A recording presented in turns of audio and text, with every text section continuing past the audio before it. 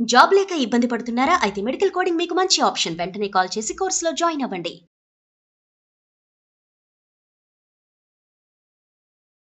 నమస్తే రమగారు. నమస్తే జయ. రమగారు, సత్సంగాలకి వెళ్తూ ఉంటారు, అట్లనే గురువులు చెప్పేవి కొంతమంది ఫాలో అవుతూ ఉంటారు. వీటి వల్ల మన ఆలోచన విధానంలో కానీ మన జీవన శైలిలో కానీ నిజంగా మార్పులు తెచ్చుకోవటానికి అవకాశం ఉంటుంది. కానీ ఎంతవరకు తెచ్చుకుంటాం, ఎంతవరకు దాన్ని అంటే అమలు చేయాలి కదా. వినటం ఒక ఎత్తు, దాన్ని మనం పాటించాలిగా. తత్వాన్ని బట్టి చేయగలుగుతామా రమగారు? చేయగలుగుతారు. ఇప్పుడు ఎంత ఇంప్రెస్ అయ్యాము అనే దాన్ని బట్టి ఉంటుంది కదా జయ. మనము అవతల వ్యక్తి మీద ఎంత నమ్మకంతో, ఎంత శ్రద్ధతో, ఎంత ఆస్థతో వింటాం. తర్వాత వాళ్ళు చెప్పే ప్రవచనాల్లో మనని ఇది చెయ్యకూడదు అనే భావాన్ని ఎంతగా పురికొల్పబడుతుందో అది, దాన్ని బట్టి మనం ఎంత పాటిస్తామనేది. ఇవి ఊరికే అలా రోకటి పాటగా వింటూ ఉంటారు ప్రతిరోజు. నువ్వు వాకింగ్కి వెళ్ళినప్పుడు కూడా ప్రవచనాలు వినపడతాయని చెప్పట్లని ఎవరో పెట్టుకుంటుంటారు, వింటూ ఉంటారు. ఈ వింటూ ఉండటం వల్ల కాదు, నువ్వు ఏదో పని చేస్తూ వింటాం కాదు, అదే పని చేస్తూ వింటాం. పురాణం వేరు, సత్సంగం వేరు. పురాణాలు, కథలు, ప్రవచనం వినడము ఒక రకం చేయ. ప్రవచనం వింటే ప్రపంచ జ్ఞానం పెరుగుతుంది. ఓకే. సత్సంగము కొంచెం డిఫరెంట్ థింగ్. సత్సంగంలో ఎక్కడో జరిగింది, ఎవరో చేసింది ఏదో కథ కాదు. అసలు చెయ్యవలసింది ఏమిటనేది, ఏది చేస్తే ఏం లభిస్తుందో చెప్పబడుతుంది సత్సంగాలు. అందులో కూడా సత్సంగం అంటే అలాంటి మాటలు వినడానికి ఆసక్తి చూపించే గుంపే ఉంటుంది అక్కడ. సార్వజనీయమైన వ్యవహారం కాదు. అందరికీ చెప్పిన వాళ్ళు ఎవరు వినరు, వెళ్ళరు సత్సంగాలకి. ఎక్కడో ఒక ఇంట్లో 15 మందో 20 మందో కొంచెం భజన చేసుకుని కాస్త ఏదో భగవన్నామ సంకీర్తన చేసి 2 పాటలు పాడి అప్పుడు ఏమంటారు వర్డ్ ఫర్ దిస్ డే అనో ఏదో కాసేపు 10 నిమిషాలు సత్యం మాట్లాడండి, పరోపకారం చెయ్యండి, నరసేవే నారాయణ సేవ, ఇట్లా ఏదో చిన్న టాపిక్ తీసుకుని ఒక 10 నిమిషాలు సింపుల్ ప్రసంగం. ఇది సత్సంగం. పురాణం అనుకో, ఇలా మన మహాభారతం చెప్పుకుంటూ వెళ్తే మహాభారతంలో ఇంపార్టెంట్ ధర్మాలు, వేదంతో సమానమైంది కదా, పంచమ వేదం అంటారు. ఇంపార్టెంట్ ధర్మాలు, జీవితానికి అవసరమయ్యేది, మహాద్భుతమైన భగవద్గీత ఉన్నట్టే రకరకాల కథలు, గాథలు ఉన్నాయి. బుద్ధి కథాగాథలోకి ప్రవర్తిస్తుంది కానీ ధర్మం పట్ల ప్రవర్తించదు. ఓకే, ప్రవర్తించదు అంతగా. మనం కథల్లోకి వెళ్తూ ఉంటాం, సన్నివేశంలోకి వెళ్తాం. ధర్మంలోకి వెళ్ళేలాగా చేసే అవకాశం ఉంటుంది కానీ తక్కువ. కానీ సత్సంగంలో ఎక్కువ ఉంటుంది. సత్సంగం వింటే శ్రద్ధ పెట్టి విని అందులో ఉన్న భావంలోకి గనక బలంగా మనం ప్రవేశించగలిగితే మన జీవితంలో తప్పకుండా మార్పు వస్తుంది. కొంతమంది జయ ఇది వరకు కాదు, నేను కనీసం లాస్ట్ ఇయర్ నుంచి అనుకో, ఒక 2-3 ఏళ్ల క్రితం మనం కౌన్సిలింగ్లు మొదలుపెట్టినప్పుడు 4-5 సంవత్సరాలు అయింది కదా. అవును. ఇన్నాళ్లలో నేను నా పద్ధతి మార్చుకోవాలనుకుంటున్నాను అని, కానీ ఇది నేను సరిగ్గా ఆలోచిస్తున్నానా, ఏమై కరెక్ట్ అని కానీ నన్ను అడిగిన వాళ్ళు ఇది వరకు లేరు జయ. ఏదో ఒక పరిస్థితి, దీన్ని ఎట్లా హ్యాండిల్ చేయాలి, ఏదో ప్రాబ్లము, ఇప్పుడు ఏం చేయాలి, అవే వినేవాళ్ళం. ఈ సంవత్సరం అంటే 24 అండ్ 23లో నేను చాలా ఫ్రీక్వెంట్గా ఒకటి మనకి ఫోన్ల ద్వారా వచ్చిన కౌన్సిలింగ్లే కానీ లేదా నాకే స్వయంగా వచ్చినవి కానీ నేను సరిగ్గా ఉన్నానా అసలు అని అడిగేవాళ్ళు పెరిగారు. అంటే ఎవరికి వారు మనం క్వశ్చన్ చేసుకుంటున్నారు. మంచి విషయం. హ్యాట్స్ ఆఫ్ టు అవర్ ప్రవచనకర్తలు. వాళ్ళ వల్లే ఇది సాధ్యపడింది. నువ్వు సరిగ్గా ఉన్నావా లేదా అనేది చూసుకో. పదే వింటున్నావు ఈ మాట. అద్దం చూసుకో, నీ అద్దం నువ్వు చూసుకుని నిన్ను నువ్వు దిద్దుకో, తర్వాత ప్రపంచాన్ని దిద్దుదు గాని. అందులో మా రమ్మగారు కూడా ఉన్నారండి. ఏదో బై గాడ్స్ గ్రేస్. అది అసలు మన తప్పు ఉందా అంటే స్టోరీ కాకుండా జనరల్గా మాట్లాడే ప్రతి విషయంలో, ప్రతి వీడియోలో, అంటే ఇది మీ ముందు చెప్తున్నాను, అతిశయోక్తి కాదు రమ్మగారు, ప్రతి వీడియోలో మీరు మాట్లాడతారు మనల్ని మనం చూసుకోవాలి, మనల్ని మనం సరి చేసుకోవాలి, అర్థంలో చూసుకోవాలి, మీ రొటీన్ డైలాగ్ అంతే. ఈ సంవత్సరం లాస్ట్ ఇయర్ మన ప్రవర్తన లోపాలు ఎలా సరిదిద్దుకోవాలి ఏంటో నాకు చాలా ఉద్రేకం అండి. ఎందుకు మాట్లాడేస్తాను అనేసాక నాకు అవి మనకు కూడా ఉంటాయి జయ. నువ్వు నేను కూడా ఒక ప్రైమ్ టైంలో ఎప్పుడో ఉద్రేకపడి ఏదో నోరు వదిలేస్తాం, దాని మీద కంట్రోల్ ఉండదు మనకి. ఒక అనవసరమైన విషయాలకి కోపం తెచ్చుకుంటాం. కొన్నిటి మీద అనవసరంగా పంతం పడతాం. మనుషులం కాదు, ఎస్. మనుషులం కదా, ఇలాగే అవుతుంది. కానీ ఎవరికి వాళ్ళు నాది పొరపాటు, నేను ఇలా చేసి ఉండకూడదు అని లోపల సర్దుకునే వాళ్ళు ఒక realize కొంత అవుతారు. పర్సంటేజ్. నాది పొరపాటు, నేను ఇలా తప్పు చేశాను అని చెప్పేవాళ్ళు ఇంకో జాతి. ఇక జీవితంలో మళ్ళీ ఇది చేయకూడదని పట్టుపడతారు చూడు ప్రచండంగా, వీళ్ళు బంగారు కొండల మామూలు వాళ్ళు కాదు. వాళ్ళు ప్రపంచాన్ని మార్చగలిగే వాళ్ళు. ప్రపంచం పట్ల తమ దృక్పథాన్ని మార్చుకోవాలనే ఆలోచన ఉండటం అవసరము. ఎవరేమన్నా దాన్ని మిస్అండర్స్టాండింగ్ చేసేసుకోవటం, ప్రతి మాటకి తప్పర్థం తీయటం, కోడిగుడ్డుకి కోడిగుడ్డుకి ఈకలు పీకటం, నేను అద్భుతమైన దాన్ని ఎదురుగుండా వాళ్ళకి తప్పు. అవును. మళ్ళీ ఇదే కాకుండా ఎవరైనా ఇంకోటి చెప్తారు, వాళ్ళ ఉద్దేశం అది కాదు, వాళ్ళ ఉద్దేశం ఇదేం చెప్తారు. అందులో మంచిగా చెప్పేవాళ్ళు ఉంటారు, చెడ్డగా చెప్పే ఉంటారు. వీళ్ళు తమ సొంత బుర్ర వదిలేసి ఈ గుంపు ఆ రెండో బుర్ర మీద డిపెండ్ అవుతారు. అది ఇంకో ప్రాబ్లం. సత్సంగాలకు వెళ్ళండి, అవకాశం దొరికినప్పుడల్లా దాన్ని వాడుకోండి. మంచి మాటలు ఎక్కడ వినపడినా, మంచి వాక్యం ఎక్కడ కనపడినా వినండి, చదవండి, వీలైతే చెప్పండి, చెయ్యాలి. అది ఒక చిన్న సదుపదేశ కథల్లో నుంచి చాలా చిన్న కథ ఒకటి చెప్తాను. రమగారు, మనకి అవకాశం ఉందండి సత్సంగాలకి వెళ్ళేంత అవకాశం? అంటే మన చుట్టుపక్కల ఉందా అని అడుగుతున్నాను. ఉన్నాయి. ఇవేంటంటే చిన్న చిన్న గ్రూప్స్గా ఉంటారు, మనం వాళ్ళ దాంట్లోకి ప్రవేశించాలి, కనుక్కోవాలి మనం. ఉన్నాయి మన దగ్గర ద్వారానే మనకు సాధ్యం. మాకు ఏజీ కాలనీ లక్ష్మి గారు నా పాత ఫ్రెండ్ అనుకోండి, ఇప్పటికీ ఆవిడ ఎప్పటికీ ఫ్రెండ్. ఆవిడ నేను జీవించున్నంత కాలం ఆవిడ నాకు ఫ్రెండ్గానే ఉంటారు. అలాంటి మనిషి ఆవిడ. జిన్నూరు నాన్నగారు వారి సత్సంగాలకి వెళ్ళేవారు. నాన్నగారు సత్సంగం ఉంది వెళ్ళొచ్చానని చెప్పేవారు. నేను జిన్నూరు నాన్నగారి ఆ స్పీచెస్ కొన్ని చదివాను, కానీ నేను ప్రత్యక్షంగా వెళ్ళలేదు, కానీ ఆవిడ వెళ్ళేవారు రెగ్యులర్గా. అండ్ మా ఇంట్లో వుడ్ వర్క్ చేయడానికి వచ్చారు రవి గారు. ఆయన మేము సత్సంగాలు చేస్తాము, మీరు కూడా రండి ఒకసారి నన్ను పిలిచారు. నేనైతే నిజంగా వెళ్ళలేదు చేయ. నాకు వినడానికి చాలా అవకాశాలు ఉన్నాయి.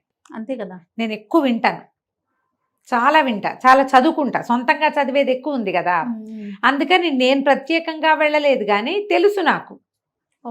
అసలు వెళ్ళకపోవటం కాదు, కొంచెం వెళ్ళటమే. కానీ ఇప్పుడు రెగ్యులర్గా వారం వెళ్ళి ఎక్కడైనా కూర్చోవటం అది నేను ఇప్పుడు చేయటం. నేను అడిగింది అంటే మనం ఉండే ఏరియాని అడగట్లేదండి, జనరల్ గా పబ్లిక్ అవకాశం ఉందా? 100% అవకాశాలు ఉన్నాయి, ఇంట్రెస్ట్ ఉంటే కనుక. అంతేనా? మీకు ఆసక్తి ఉండాలి. మీకు నాకు తెలిసిందే ప్రపంచం అన్న ధోరణి కాకుండా, నాకు తెలియనిది ఏదో ఉంది అని తెలుసుకోవాలి జయ. మా క్లాస్మేట్ ఒకరు నాగలక్ష్మి గారు, అడ్వకేట్. ఆవిడ ప్రేమ్ సిద్ధార్థ గురూజీ దగ్గరికి ప్రతి శనాదివారాలు వెళ్ళేవారు. ఆవిడ ఎంత శ్రద్ధ అంటే, ఆయన ఏం చెప్పినా సరే మొత్తం రాసేసిన ఫుల్ నోట్స్ వారి దగ్గర. వేదార్థం కూడా తెలుసుకున్నారు జయ వాళ్ళు. ఆయన దగ్గరికి వెళ్ళే సమాజం అంతా అందరూ కూడా టైం అంటే టైం. ప్రేమ్ సిద్ధార్థ దగ్గర టైం ఆవిడ ఎప్పుడు చెప్తారన్నమాట. టైం ఒక నిమిషం ఆలస్యంగా వెళ్ళడానికి వీల్లేదు. ఏ పనున్నా మానేసి వెళ్తారు. నేను 2-3 పేర్లు చెప్పాను. అదే కదా, మీకు మనసుంటే 100 మంది పేర్లు వస్తాయి. హైదరాబాద్ లాంటి ఊళ్ళల్లోనే, అన్ని చిన్న ఊళ్ళల్లో కూడా మనకు సత్సంగాలు జరుగుతాయి. లేదా మనకు అవకాశం ఉంది, చక్కగా ఏమంటారు దాన్ని, YouTube, Facebook, Insta, social media, మంచివి వినండి, చెత్తలు మానేయండి. అంతే, ఏం చెప్పలేము దానికి. ఈ సదుపదేశ కథల్లో ఒక కథ చెప్తారు జయ. ఒక సాధువు ఒక ఆయన ఒక చోట సత్సంగం చేస్తున్నారు. ఆ ఊళ్ళో బ్రహ్మాండమైన గజ దొంగ ఒకడున్నాడు. వాడు మామూలు వాడు కాదు, దొంగలకే దొంగ. అయితే ఒకనాడు ఏమైందట, అప్పటికి 2-3 సార్లు ఈ సత్సంగాల జరిగే చోట చాలా చెప్పులు ఉండటం, బాగా బళ్ళు ఉండటం, బయట వెయిట్ చేస్తున్న పని వాళ్ళు ఉండటం అప్పుడు చూశాడు. ఓహో సరే, ఇలాంటి చోట అయితే గుంపుగా జనం గుంపుగా బయటకు వస్తారు. పైగా ఒక వ్యక్తి కోసం వాడి బండి సైనికుడు సేవకుడు వెయిట్ చేస్తారంటే ఎంత క్యాష్ పార్టీ అయి ఉంటాడు. అంతేగా మరి. ఇలా ఆలోచించి అతను ఏం చేశాడు, లోపలికి వెళ్ళిపోదాం, బయట నుంచోకూడదు, వాళ్ళందరూ కలిసి గుంపుగా వచ్చేటప్పుడు లాగేయచ్చు అనుకున్నాడు. ఎవరో ఒకళ్ళని లూటీ చేయొచ్చని లోపలికి వెళ్ళాడు. కొంచెం తేలికపాటి దుస్తులు ధరించి, మామూలుగా అతను వేసుకునే ముదురు రంగు బట్టలు కాకుండా తేలికపాటి రంగులున్న వస్త్రాలు ధరించి లోపల కూర్చున్నాడు. ఓకే, సాధువు గారు చెప్పుకుంటూ వెళ్తున్నారు. జీవితం ఏ తప్పులు చేస్తే ఏ శిక్షలు పడతాయి, మరణానంతర సౌఖ్యం లభించదు తప్పులు చేసేవాడికి. తర్వాత మళ్ళీ పుట్టాల్సి వస్తాం. ఈ జనన మరణ చక్రం పరమ దుర్భరమైంది. జీవి ఒక ఇరుకుగా ఉన్న ప్రదేశంలో మనం ఉండలేం, ఊపిరాడదు, గాలి ఆడదు. అలాంటిది ఒక చిన్న సంచిలో 10 నెలల పాటు 9 పూర్తి నెలల పాటు జీవించవలసి వస్తుంది. అక్కడ మన మలమూత్రాల్లో మనమే ఉంటాం. మనం ఎవరితోటి చూడబడతామో ఎవరితోటి చేయబడతామో ఏమీ తెలియదు. మనం ఎక్కడికైనా వెళ్తే మనకి భోజనం ఎవరు పెడతారు అనే అవగాహన లేకుండా వెళ్ళం. మనం ఎక్కడైనా భోజనం లభిస్తుందో లేదో తెలియకుండా వెళ్ళాం. వసతి ఉందా లేదా అని అడుగుతాం. అలాంటిది వసతి ఏమిటో, భోజనమేమిటో, భాజనమేమిటో ఏమీ తెలియని ఒక దుర్భరమైన బాధని మనం 9 నెలలు అనుభవించి పుట్టాల్సి వస్తాం మనిషిగా. తర్వాత నీకు కావాల్సింది ఉండదు. అక్కడ ఏది ఉందో అది నువ్వు తీసుకోవాల్సి వస్తావు. ఎందుకు ఆ పుటక? అలాంటి పుటక ఎందుకు? ఆ పుటక లేకుండా ఉండాలంటే కొన్ని తప్పకుండా ధర్మ సూక్ష్మాలు తెలుసుకోవాలి. దానికి జీవన విధానంలోనే మనం మార్పులు చేసుకోవాలి. కానివాడు జీవన విధానంలో క్రూరుడైతే కనుక కొన్ని శిక్షలు పడతాయి, దుర్మార్గుడైతే కొన్ని శిక్షలు, దొంగతనం చేస్తే కొన్ని శిక్షలు, అసత్యమాడితే కొన్ని శిక్షలు, ఈ ఇన్ని శిక్షలు అనుభవించి మళ్ళీ నువ్వు పుట్టే దుఃఖాన్ని మళ్ళా అనుభవించాలి. భయమేదు ఇవన్నీ వింటే కదా, అమ్మో అనిపిస్తుంది. వింటున్నాడు. మెల్లిమెల్లిగా ముందు ఏమిటో లే అని కూర్చున్నాడు. తర్వాత ఇట్లా అయ్యాడు స్ట్రైట్గా. ఆ తర్వాత ముందు కొంగి శ్రద్ధగా వింట మొదలుపెట్టాడు. క్షణము రంగులు మారిపోతున్నాయి మొహంలో. చెట్టు చివరికి పెదివలు వణికిపోతూ, చేతులు వణికిపోతూ ఏం చేయని ఇప్పుడు నేను అనుకుంటున్నాడు. శ్రద్ధగా వినవాడి లక్షణం అంతేనా? అంతే. ఇప్పుడు నేను ఇది చెప్తున్నాను, నువ్వు నాకేసే చూస్తున్నావు, నీ మొహంలో ఎక్స్ప్రెషన్స్ నాకు కనపడుతున్నాయి. అవతల వాడు వినేలాగా చెప్పాలి, అంతే కదా. లేదా వాడు ఏం చెప్పినా వినాలి. అందరూ లేచి బయలుదేరారు. ఇక్కడే కూర్చున్నాడు ఈ గజ దొంగ. ఏం చేయాలో తెలియటలా. లేచి వెళ్ళి తను ఏం చేస్తే ఏమవుతానో అని భయం పట్టుకుంది. నాకొద్దా మరణానంతర సౌఖ్యం? నాకు కావాలిగా. కావాలి, పోని ఏదో ఒకటి ఏదైతే అది అవుతుంటే అక్కడికి వెళ్ళి ఏమిటో అవన్నీ చావు దెబ్బలు తినాలే, మళ్ళీ పుట్టాలి. పుట్టకి ఇంత దుర్భరంగా ఉంటుందా మనకి తెలియదే. ఓ పిల్లాడు పుడితే భూమి మీదకి వచ్చామని సంతోషిస్తున్నాం మనం. కాదు, 9 నెలలు వాడు ఏ నరకాన్ని, గర్భవాస దుఃఖం అనుభవించడం ఎంత కష్టం. ఇక భయం వేసేసింది. సాధువు గారి పాదాలు పట్టుకున్నాడు. బాబు మహాప్రభు, నేను ఎన్నో తప్పులు చేశాను, ఎంతో దుర్మార్గుని, నా వృత్తే దొంగతనం. పుట్టక నుంచి నేను చేస్తూనే ఉన్నా ఇదే. నేనేం చేయను, నా పాపాలు పోయేదేలాగా నాకు ఏదైనా ఒకటి దారి చూపించు. సాధువు గారికి ఏం చేయాలో తెలియలే. బాగా ఆలోచించి, నాయన నీ వృత్తి ఏదో నువ్వు చేసుకో, అబద్ధం ఆడబోక చాలు. బాగుంది కదా పాయింట్. అబద్ధం ఆడకూడదు. సరేననుకున్నాడు. చచ్చిన జీవితంలో అబద్ధం ఆడను అని తన మీద తనే ఒట్టేసుకుని పెట్టుకున్నాడు.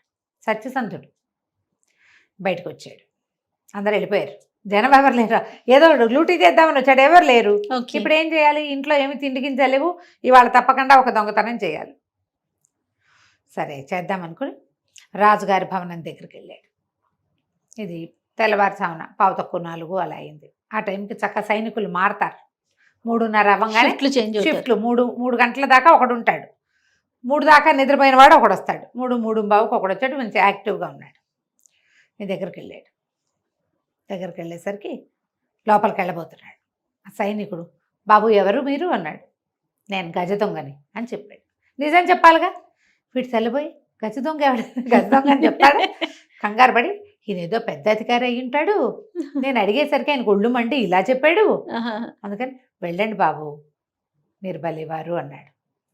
అనగానే లోపలికి నడవటం మొదలెట్టాడు. దొంగకి ఏమనిపించింది, ఇన్నాళ్ళు నేను అబద్ధాలు చెప్పాను, నేను అది ఇది అనేవాడిని, నన్ను ఏనాడు ఎవడు డైరెక్ట్గా లోపలికి పోనీలా, ఎప్పుడు దొంగదారే. ఇప్పుడు నేను నిజం చెప్పడం వల్ల నాకు లోపలికి ప్రవేశం లభించింది. లోపలికి వెళ్ళిపోయాడు. లోపలంతా తిరిగితే ఒక ఆభరణాలన్నీ ఒక పెట్టెలో వేసి పెట్టారు. ఆ పెట్టె పుచ్చుకుని బయటికి నడిచి వచ్చాడు. అదే సైనికుడు, బాబు ఏముందండి అందులో అన్నాడు. ఇది ఆభరణాలు పెట్టె అని చెప్పాడు దొంగ. వీడు తెలబోయి ఆభరణాలు పెట్టి పట్టుకెళ్తూ ఎవడైనా చెప్తాడు, ఈయన మంచి కోపిష్టివాడిలా ఉన్నాడు, దాందే ఉంది బాబు, ఏదో సామాన్లు పట్టుకెళ్ళండి అన్నాడు. ఆభరణాలు పెట్టె మోసుకుని తీసుకుపోయాడు దొంగ. తెల్లవారిపోయింది భళ్ళుమని. తెల్లారేసరికల్లా పొద్దునే ఉదయకాలం యువరాణి స్నానం చేస్తుంది, మహారాణి స్నానం చేస్తుంది. స్నానాల వేళ వచ్చేసరికల్లా ఆభరణాలు ఏవి లేవు. అక్కడి నుంచి సాయంత్రం పొద్దున తెల్లవారుజామున కాపలా ఉన్నవాడేవాడో వాడిని సైనికుడిని పిలిచేసరికల్లా ఆభరణాలు పెట్టిపోయింది. నువ్వు చూసావంటే ఆభరణాలు పెట్టే, అవునండి ఒక పెద్ద మనిషి తీసుకెళ్ళాడు అన్నాడు. అదేమిట్రా నీ కడుపుడక సరిగ్గా చెప్పరా అంటే, తెలీదండి ఒక ఆయన వచ్చాడు పెద్ద మనిషి, మంచి పుస్తీలు మీసాలు గీసాలు దిట్టంగా ఉన్నాయి, చాలా పెద్దవాడు. ఎవరు బాబు అని అడిగితే గజ దొంగను అన్నాడు. ఏదో పెద్ద ఆఫీసర్ అయి ఉంటాడు, వేళకోళం ఆడుతున్నాడు, ఆయన కోపం వచ్చింది, ఎవరని అడిగానని, నేనా కొత్తవాడిని, అందుకని లోపలికి వెళ్ళమన్నా. ఆయన ఒక గంట తర్వాత వెనక్కి తిరిగి వచ్చాడు, ఇంత పెద్ద పెట్టె పుచ్చుకొచ్చాడు. వీళ్ళు లోపల నుంచి ఇంకో పెట్టె తెచ్చారు. ఇట్లాంటిదేనా అన్నారు. అట్లాంటిదేనండి అన్నాడు. ఆయన ఆభరణాలు మోసుకెళ్తూ ఉంటే ఏమిటండి అని అడిగాను. ఆభరణాలు పెట్టని చెప్పాడు. ఆయన వేళకోళం ఆడుతున్నాడు, ఆయన కోపం వచ్చింది, నా పెట్లో ఎదుంటే నీకెందుకురా అనకుండా ఇలా వేళకోళం ఆడుతున్నాడు అనుకుని పంపేశానండి అని. రాజు ఆశ్చర్యపోయాడు. ఒక దొంగ నేను దొంగనని చెప్తాడా? ఆభరణాలు పట్టుకెళ్ళిపోతూ ఆభరణాలు వీడికి అర్థం కాలా, వీడు దాన్ని డైరెక్ట్ మీనింగ్ తీసుకోవాలా. ఆయన ఏదో వెటకారం వేళాకోళం కాదు వెటకారం అనుకున్నాడు. కూర్చున్నాం ఇక్కడ అలా అంటారు కదా, అలా భావించాడు. వాడు మాత్రం సత్యసంధుడు, వాడు ఎక్కడున్నాడో పట్టుకోవాలి. అతను ఇది గది దొంగ లోపల నుంచి పెట్టుకెళ్ళేటప్పుడు ఏమనుకున్నాడంటే, పట్టుబడ్డానా ఇక దొంగతనం చెయ్యను అనుకున్నాడు. సరే అక్కడి నుంచి ఈ పుచ్చుకుని వెళ్తున్న వాడు ఎక్కడ ఎటు వెళ్ళాడని అన్ని రోడ్ల మీద, అప్పుడు సీసీ కెమెరాలు లేవుగా, వాళ్ళని వీళ్ళని కనుక్కొని దొంగ ఇంటికి వెళ్ళిపోయారు సైనికులు. ఓకే, పట్టుబడిపోయాడు. పట్టేశారు కదా, పట్టుకున్నారు, తీసుకొస్తే దండం పెట్టాడు. బాబు జన్మలో దొంగతనం చేయనని దండం పెట్టుకున్నానండి, కొట్టేసుకున్నాను, ఇక చేయనండి అన్నాడు. సరే కానీ నువ్వు ఎందుకు చెప్పావు అని అడిగాడు రాజు. అంటే అసత్యం ఆడనని ఒట్టేశానండి సాధువు గారికి, అందుకని ఇక నేను అబద్ధం ఆడకూడదు. ఓకే, దొరికిపోయానంటే దొంగతనం చేయను అన్నాను, కాబట్టి ఇక చెయ్యి దొంగతనం చేయ. అంటే రాజు అన్నాడు, నా భవనానికి కాపలాదారుగా ఉండు, నువ్వు అబద్ధం ఆడవు, దొంగతనం చేయవు, నువ్వే కావాలి నాకు అంతే అని చెప్పి పెద్ద జీతం మీద ఆ దొంగని ఇది చేసుకున్నాడు, తన కాపలాదారుగా చేసుకున్నాడు. చూడు మారాడా లేదా? అంతే కదా, మారటం వల్ల మంచి కూడా జరిగింది. మంచి కూడా జరిగింది, ప్రపంచానికి మేలు జరిగింది, అతనికి మేలు జరిగింది. మనం ఎక్కువ చెప్పకూడదు జయ, బ్రీఫ్గా చెప్పాలి, చెప్పేది బాగా చెప్పగలగాలి. నువ్వు ఏది చెప్తున్నావో అది నువ్వు చేసి చూపించగలగాలి. ముందు సత్సంగాలు చాలా ఉపయోగపడతాయి, అందులో పిచ్చి కబుర్లు మాటలు అవి ఉండవు. ఒకవేళ అలాంటివి ఏమైనా ఉంటే వాటిని పక్క పెట్టి అవసరమైన మాటలు తీసుకోండి. ఎంత బాగుందో రమ్మగారు, విషయం బాగుంది, కథ అంతకన్నా బాగుంది, చాలా చాలా బాగుంది. నమస్తే. నమస్తే జయ.